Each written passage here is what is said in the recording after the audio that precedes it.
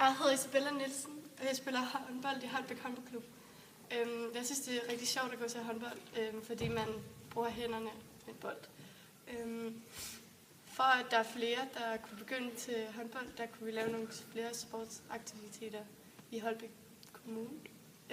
For eksempel til aftensad, der kunne man lave noget håndboldrelateret.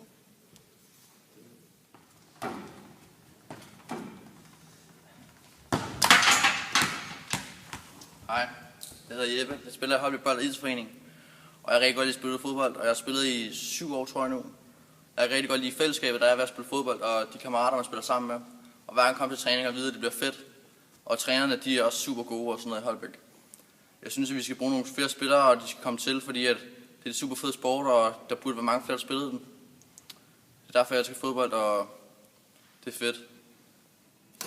Hej, jeg er Ada Holm Mogensen, og jeg kan rigtig godt lide badminton i en anden måde at bevæge sig på. Fordi man har en kæmpe, i stedet for at man har rundt og bruger fødderne eller hånden med en bold.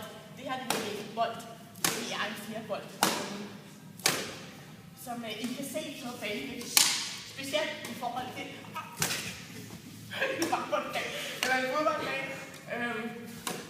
Og det er fordi, at det er indendørs, selvom håndbold også er indendørs.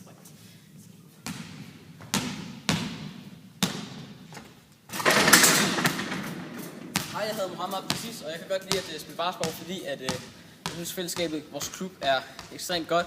Jeg synes, at de tager meget godt imod de nye spillere. Jeg kan godt lide at spille basketball, fordi at, det er ikke ligesom fodbold, jeg skal bruge mine hænder. Jeg har ikke haft særlig god teknik med fødderne før, det synes jeg er god til med hænderne.